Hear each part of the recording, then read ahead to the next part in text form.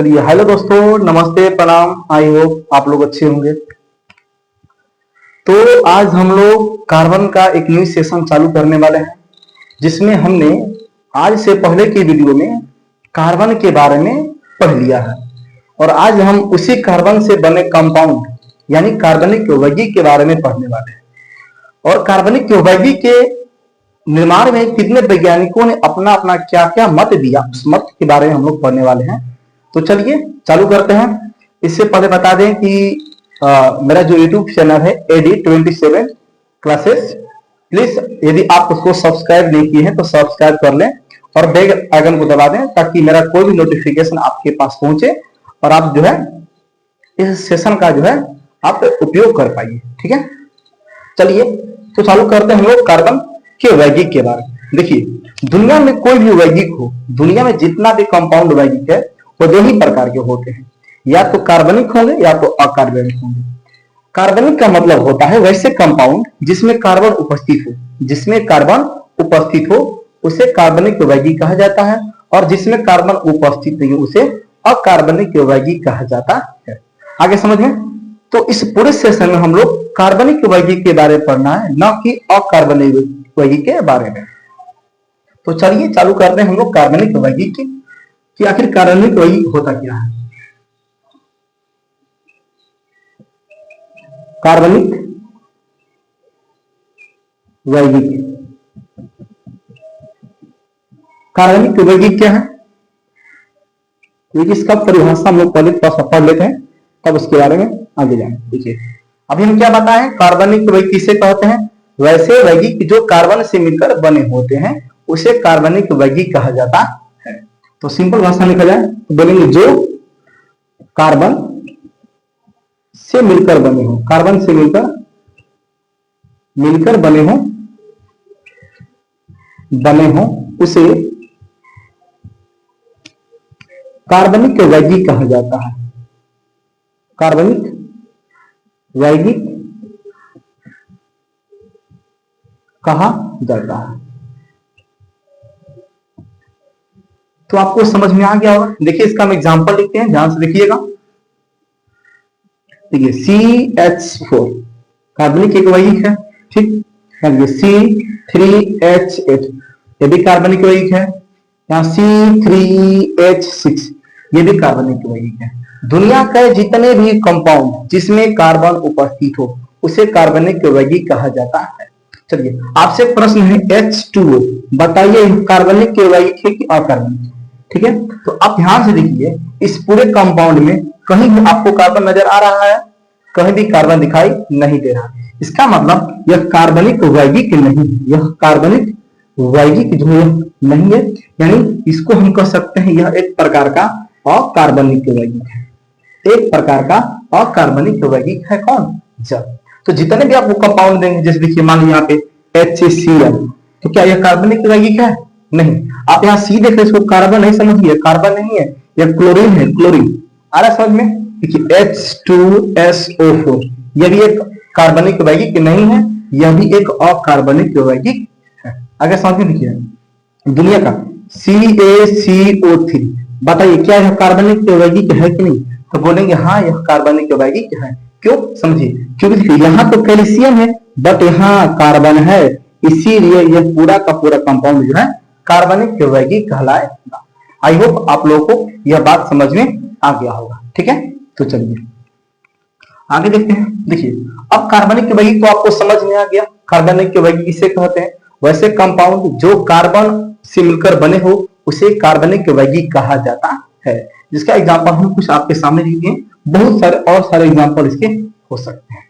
अब देखिए, कार्बनिक यौगिक के निर्माण में बहुत सारे वैज्ञानिकों ने अपना अपना मत दिया, ठीक, जिसमें टोटल 4 वैज्ञानिक हैं, 4 से 5 वैज्ञानिक जिनका हम आपको नाम बताएं। ठीक है, अगला तो मेरा पॉइंट होगा, क्या होगा?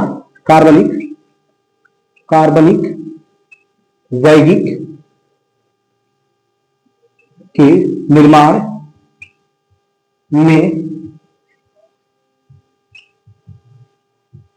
वैज्ञानिकों की मत, यानी कार्बनिक यौगिक निर्माण में कुल कितने वैज्ञानिक हैं और उन्होंने अपना अपना क्या मत दिया। ठीक है, चलिए पढ़ते हैं। देखिए, सबसे पहले वैज्ञानिक है वर्जिलियस। वर्जिलियस वर्जिलियस उसके बाद आए ओहलर। ओहलर, ठीक। तीसरा स्थान पे आए कोल्बे। कोल्बे। और चौथा स्थान पे आए बार्थेलो। बार्थेलो। और पांचवा पे आए लभवांचे। लभवांचे। तो टोटल ये जो है आपके सामने जितने वैज्ञानिक दिख रहे हैं, बर्जिलियस, ओहलर, उसके बाद आपको कोल्बे, बार्थेलो, लभवांजे, टोटल इतने प्रकार के वैज्ञानिकों ने कार्बनिक यौगिक के निर्माण में अपना अपना मत दिया। चलिए मत पढ़ते हैं इनके बारे में। देखिए, बारी बारी से हमें जानकारी नहीं। देखिए, बर्जिलियस जो वैज्ञानिक थे, इन्होंने क्या बताया, इन्होंने कहा देखिए कि दुनिया में जो है जितने भी कंपाउंड है जो कार्बनिक है, जितने भी कार्बनिक जो यौगिक हैं, वो केवल सजीवों से प्राप्त होते हैं। किसे? केवल सजीवों से प्राप्त होते हैं और अदृश्य होते हैं। अदृश्य क्या मतलब कि आप उनको देख नहीं पाइएगा। ठीक, अदृश्य होते हैं और केवल सजीव से प्राप्त होते हैं, और यह कभी भी निर्जीव से निर्मित नहीं हो सकते हैं। और यह बात इन्होंने एक सिद्धांत के रूप में बदल दिया, जिसका नाम था जीवन शक्ति का सिद्धांत। क्या नाम था? जीवन शक्ति का सिद्धांत। देखिए, तो इन्होंने दिया जीवन शक्ति का सिद्धांत। क्या दिया? इन्होंने जीवन शक्ति का सिद्धांत, जीवन शक्ति का सिद्धांत दिया। कब दिया? 1815 में। 1815 में। और इसमें इन्होंने क्या बोला कि जितने भी आपको कंपाउंड दिखाई देंगे, जितने भी आपको कार्बनिक यौगिक होंगे, वो सभी के सभी सजीव से बने होंगे। किससे? सजीवों से बने होंगे। और कैसे होंगे? अदृश्य होंगे। अदृश्य होंगे। ठीक। और यह निर्जीव से नहीं बने। अर्थात इनका मेन मकसद यही कहना था कि आप जो है सजीवों को आप जो है कार्बनिक यौगिक को बना नहीं सकते। आगे समझ में। देखिए, इसके बाद सेकेंड वैज्ञानिक आया ओहलर। इन्होंने बर्जिलियस के बातों को जो है गलत साबित करते हुए एक अपना अलग मत दिया। ओहलर जो थे, यह जो थे, यह बर्जिलियस का शिष्य थे। किसका? बर्जिलियस का शिष्य थे। बर्जिलियस का शिष्य थे। ठीक। तो क्वेश्चन पूछेगा, बताइए ओहलर किसका शिष्य थे? तो ओहलर जो है बर्जिलियस का शिष्य। और इन्होंने क्या किया?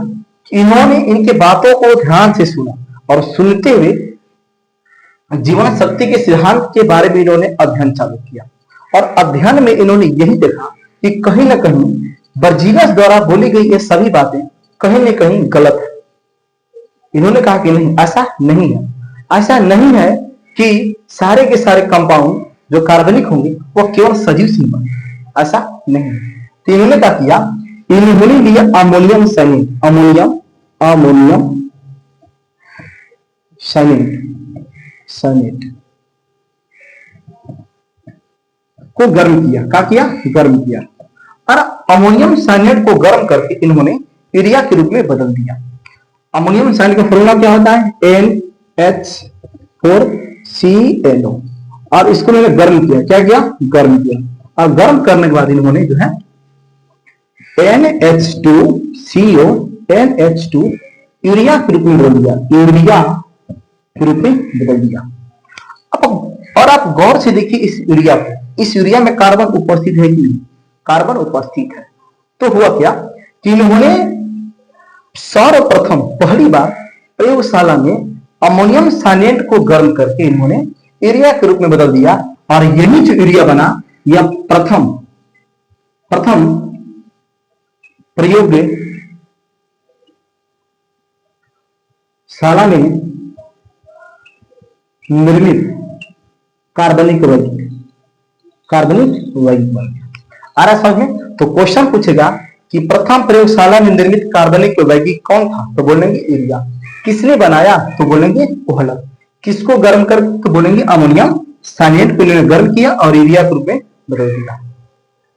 देखिए अब ध्यान से, यहाँ गुरु जो है गुड़ ही रह गए और चेला चीनी बन गए। अर्थात अपने गुरु की ही बातों को इन्होंने फेल किया और फेल करके इन्होंने अमोनियम साइनेट को गर्म किया और गर्म करके जो इन्होंने सर्वप्रथम यूरिया को बनाया प्रयोगशाला में, जिसका फॉर्मूला होता है CONH2। आई होप आप लोगों को ये सभी बातें समझ में आ गई होगी। आपने देखा कि कार्बनिक यौगिक के निर्माण में बर्जीलियस द्वारा बताई गई बातों को उनके शिष्य ओहलर ने फेल करते हुए किस प्रकार अमोनियम साइनेट को गर्म किया और गर्म करके इन्होंने यूरिया का निर्माण किया। देखिए यहां से क्वेश्चन और याद करिएगा, यूरिया जो है क्वेश्चन पूछता है यूरिया में नाइट्रोजन की प्रतिशत तो बोलेंगे 46%। कितना प्रतिशत होता है? 46%। क्वेश्चन पूछेगा यूरिया में नाइट्रोजन कितना प्रतिशत होता है, तो बोलेंगे 46%। यूरिया में नाइट्रोजन कितना प्रतिशत? 46%। अगला जो आपके सामने आते हैं कोलवे। और कोलवे ने भी यह सारी प्रक्रिया देखते हुए इन्होंने क्या किया कि इन्होंने प्रयोगशाला में एक अलग प्रकार का निर्माण किया जिसका नाम था एसिटिकम,